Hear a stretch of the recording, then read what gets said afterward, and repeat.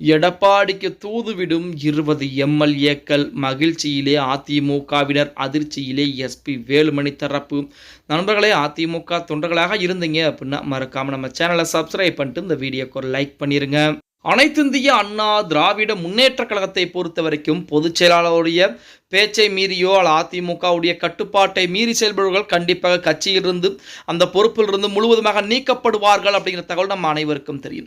அதாவது செங்கோட்டையன் எவ்வளவு பெரிய ஆளுமையாக இருந்தவர், அவரையே எடப்பாடி பழனிசாமி நீக்கினார் அப்படிங்கிற தகவல் நம்ம அனைவருக்கும் தெரியும். எஸ்பி வேலுமணி தரப்பு அதாவது எங்களை ஒன்றும் செய்ய முடியாது, எங்கள் பக்கத்திலே 5 முக்கியமான தலைவர்கள் இருக்கிறார்கள். அதாவது SP Velumani, C V Shanmugam, MR Vijayabaskar, C Vijayabaskar, Natham Viswanathan 5 முக்கியமான ஆளுமைகள் இருக்கிறார். அவர்கள் நாங்கள் இருக்கக்கூடிய சமயத்தில் எடப்பாடியால் ஒன்றுமே செய்ய முடியாது, எங்களுக்கும் 20 சட்டமன்ற உறுப்பினர் மொத்தமாக 25 சட்டமன்ற உறுப்பினர் ஆதரவு என்பது இருக்கிறது என சொல்லிக் கொண்டிருக்கூடிய அந்த வேளையிலே தற்போது எடப்பாடி பழனிசாமிக்கு மன்னிப்பு கடிதம் என்பது எழுதி தூதுவிடக்கூடிய வேளையில் அங்கு இருக்கக்கூடிய 20 சட்டமன்ற உறுப்பினர்கள் தற்சமயம் வேலைப்பாடுகளை பார்க்க ஆரம்பித்து விட்டார்கள் அப்படிங்கிற செய்திகள் தான் இணையதளங்களிலே உலா வந்து கொண்டிருக்கிறது. அதாவது பொதுச்செயலாளருடைய கட்டுப்பாட்டை மீறி அதிமுகவிலிருந்து வெளியேற்றப்பட்டவர்கள் மீண்டும் மன்னிப்பு கடிதம் என்பது கொடுத்தால் எடப்பாடி பழனிசாமி சரி என்று சொன்னால் எடப்பாடி பழனிசாமி பொதுச்செயலாளர் எடப்பாடி பழனிசாமி மனம் வைத்தால் கண்டிப்பாக அதிமுகவில் இணைய முடியும்.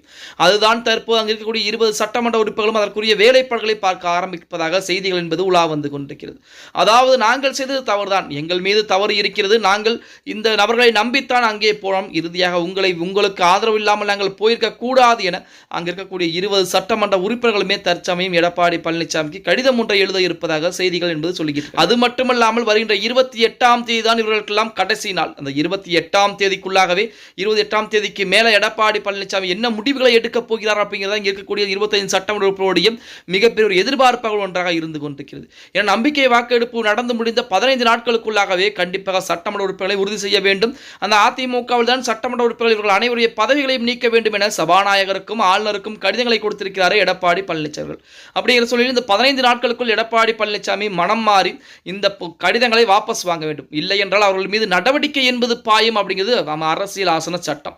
அதன்படிதான் தற்போது 28ஆம் தேதிக்கு மேல் இவர்களுடைய மேல் கண்டிப்பாக நடவடிக்கை என்பது பாய இருக்கிறது. அதன் காரணமாகத்தான் தற்சமயம் வேகமாக அதாவது மிக வேகமாகவே எடப்பாடி பழனிசாமிக்கு ஆதரவுகளை கொடுத்து நாம் அதிமுகவில் இணைந்து விட்டால் நம்முடைய பதவிகளால் தப்பும், அதாவது முக்கியமான பொறுப்புகள் கிடைக்கும் என எதிர்பார்த்து போயிருந்தோம். இப்ப இருக்கக்கூடிய அந்த பொறுப்பையால் அந்த மக்கள் கொடுத்த அந்த சட்டமன்ற உறுப்பினர் பதவியாவது காப்பாற்றிக் கொள்வோம் என இங்க இருக்கக்கூடிய நபர்கள் பூராமா தற்போது எடப்பாடி பழனிசாமி அவர்களுக்கு தூதுவிடக்கூடிய ஒரு வேளையில் இறங்கி இருக்கிறதாக செய்திகள் என்பது இணையதளங்களிலே உலா வந்து கொண்டிருக்கிறது அப்படின்னே கூட சொல்லலாம்.